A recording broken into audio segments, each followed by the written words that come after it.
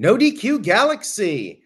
We are live with a recap of AEW Dynamite. Winter is coming, 2023. Shout out to everybody watching this, whether it's live or on demand. Thank you for your continued viewership and support. Now, let's get started with the show.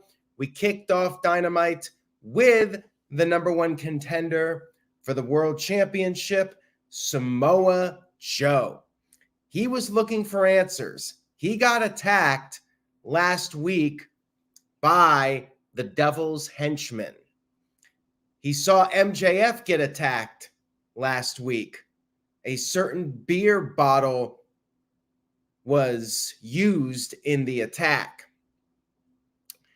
And Joe felt that it was a certain beer bottle that belonged to a certain cowboy. He noted that a certain hangman was missing. And that led to Hangman Adam Page coming to the ring. Paige basically dared Joe to do something. And that led to an interruption from Roderick Strong and the Kingdom.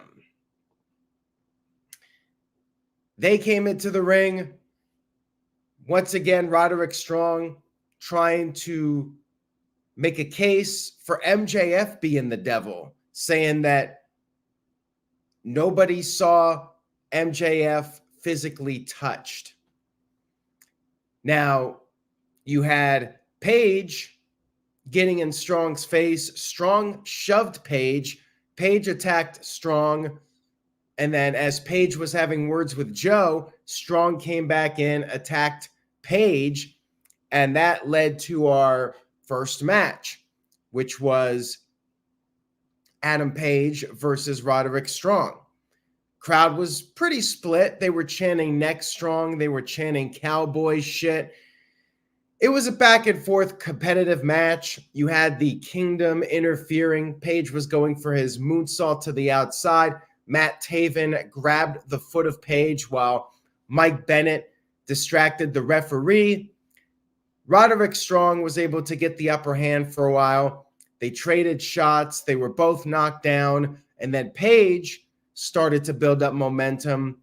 Strong regained control. He put on the stronghold, which is a Boston Crab. Page was able to get to the rope. Page made a comeback. He took out the Kingdom. He went for the buckshot lariat. Strong was able to avoid it, but then Page hit the Deadeye and got the 1-2-3 victory. Match was fine. Pretty basic stuff here. Adam Page wins. And off topic from AEW, apparently that was a work. I don't know for sure what the deal is with that, but until we have more concrete information, there's not much I could say about it. Hopefully it was a work. Would really suck if there was a legitimate injury, but up to this point, the word is that it was part of a storyline. We'll talk about that more later, so stay tuned. We had Andrade versus Brody King in a Continental Classic tournament match. They traded chops. Brody got the best of Andrade for a while. Andrade even did the Ric Flair corner bump, but was able to counter a sleeper hold using the top rope. And then Andrade hit a moonsault to the outside onto Brody. Brody got the upper hand during the commercial break. He did a crossbody onto Andrade into the guardrail. And then after the break, Andrade started to make a comeback. He body slammed Big Brody King. And then he had a split-legged moonsault. Brody kicked out of that. And then Brody avoided the running knees in the corner. He wiped out Andrade with a lariat, but Andrade was able to kick out.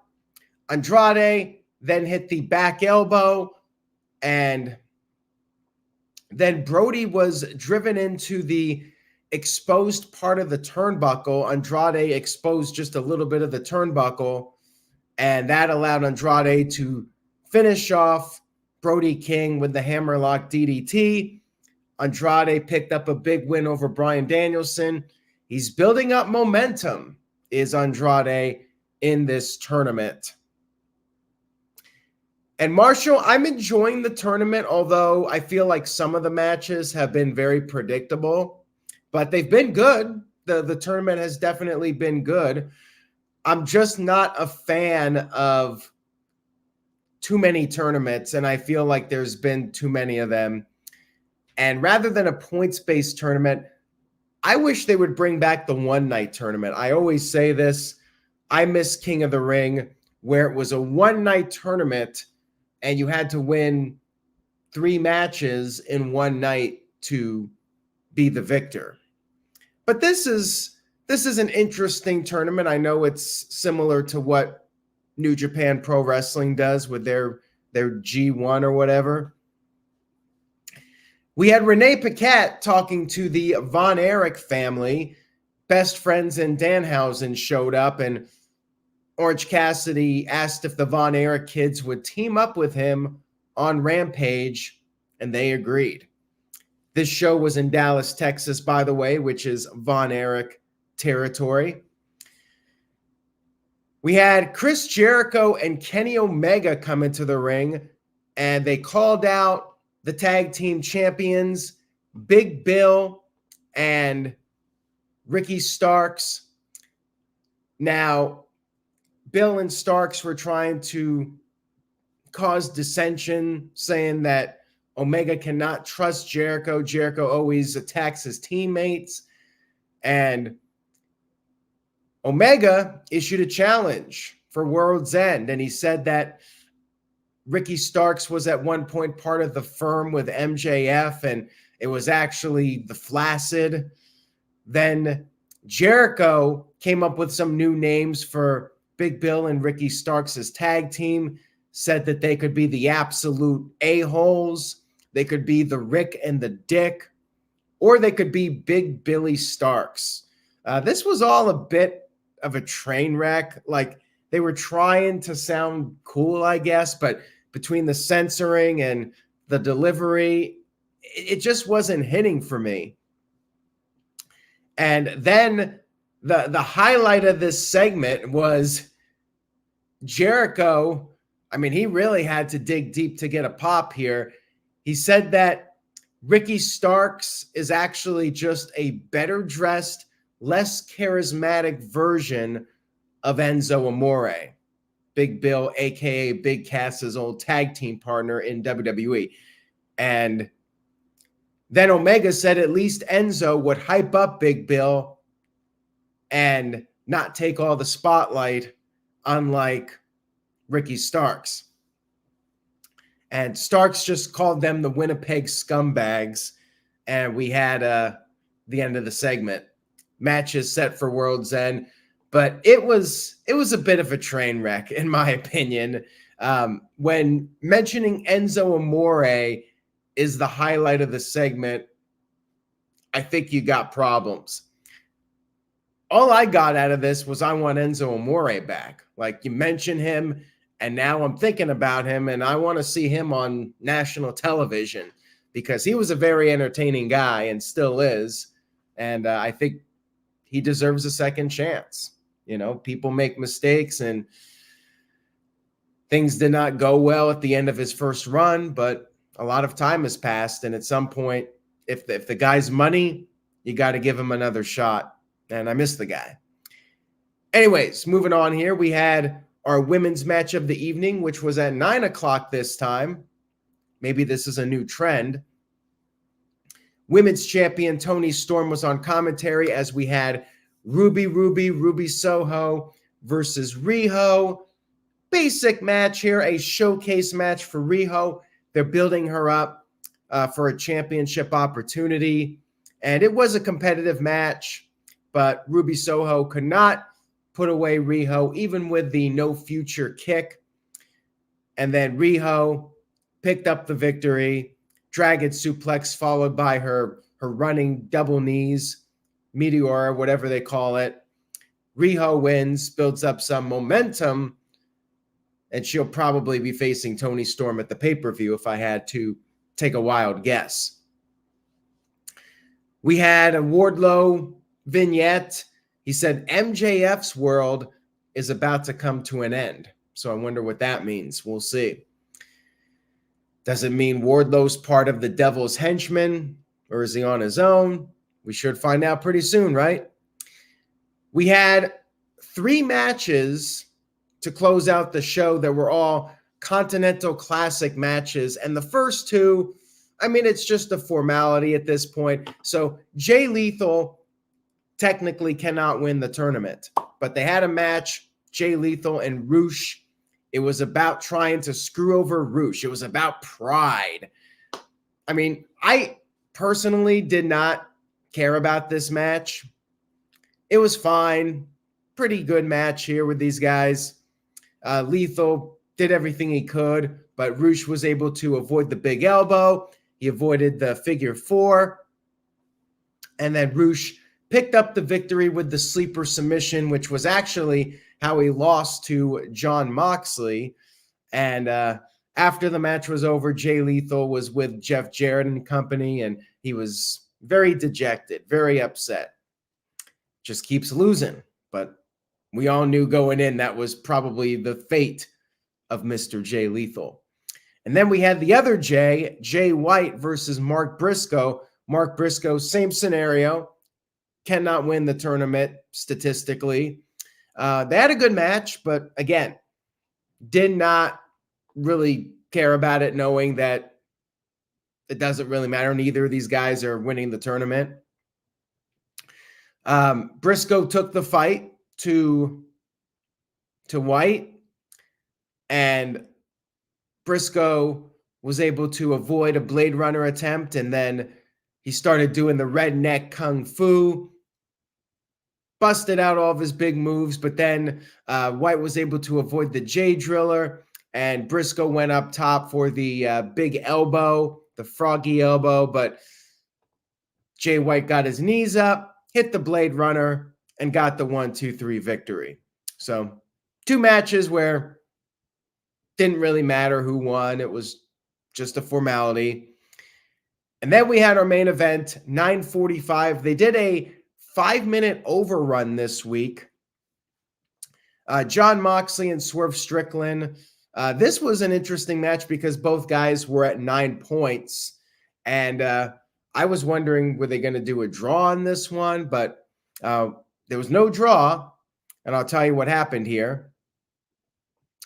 Crowd was very into this match. They were chanting AEW. They were chanting, "This is awesome." Moxley actually had to retreat to the outside for a little bit to get a breather. And then Moxley eventually got the upper hand. He bit Swerve. He did a pile driver. And then he even used the apron skirt, the old Fit Finlay trick. He crotched Swerve with the apron skirt, sent Swerve into the steel steps. I mean, he was just doing all sorts of things to Swerve, but Swerve was able to get back in it. And then Swerve started busting out the Blackpool Combat Club moves, like the stomps, the kick in the head in, the elbow, the hammer and elbows, anvil and elbows, whatever they're called. And then he went up top. He tried to hit the stomp, but then Moxley sent Swerve to the outside. Swerve almost got counted out. He got back in the ring, but was immediately hit with the stomp.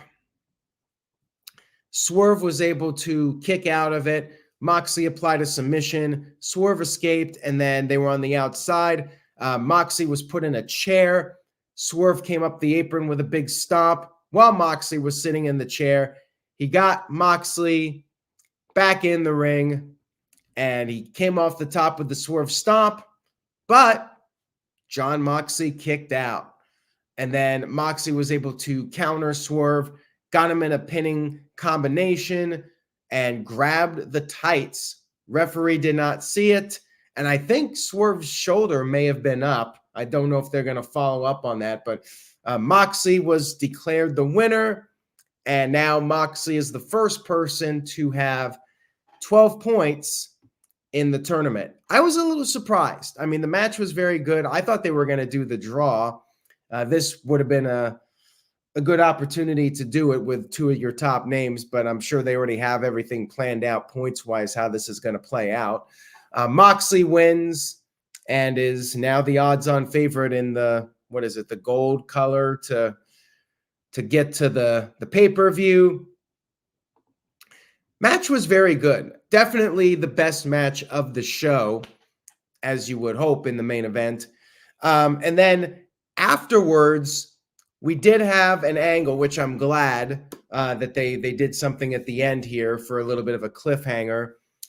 We did have the Devil's Henchmen attacking Hangman Adam Page, and we got to see the attack to more or less confirm that Adam Page is not the guy, unless it was planned for Page to get slammed into a car windshield to throw everybody off. But the idea now is that it's not Page. And the devil was there. It was his car, and I guess they felt they had to send a message and let everybody know Page was not the guy. Seems kind of nice. Like, if you're the devil, don't you want everybody to be at odds and nobody knows who it is and you keep it a mystery? Like, you're basically telling people it's not Page now. So that was, in a way, a friendly gesture by the devil to let people know, okay, it's not Page. Don't have to worry about Page. Page is all right. He's an okay guy. Oh, and as Matthew pointed out, more real glass. So maybe it is Jack Perry. Show was all right. I enjoy the storyline with the devil, but at times it feels like retribution, and it's a little corny with these guys out there in the parking lot with their masks on. Like, it's a bit cartoonish. Very much feels like retribution. I give the show a B-. He did have some good wrestling, some predictability, but they did do the cliffhanger at the end, which I can appreciate. B-. Decent Dynamite. Check out the main event. If you're going to watch anything from the show, main event was pretty darn good. And the rest of the show was okay. That's my take on Dynamite. I hope you enjoyed the recap. If you did, please give this video a thumbs up on YouTube and stay tuned to NoDQ.com for the very latest. I'm sure we'll have NXT spoilers available by the time a lot of you are watching this on demand. Check that out, NoDQ.com. We'll find out soon who's behind the devil mask. I'll be doing coverage on the NoDQ website. Stay tuned for all that. Buy a shirt, NoDQ.com/merch. Take care, everybody, and say yeah to NoDQ.com. See you all next time.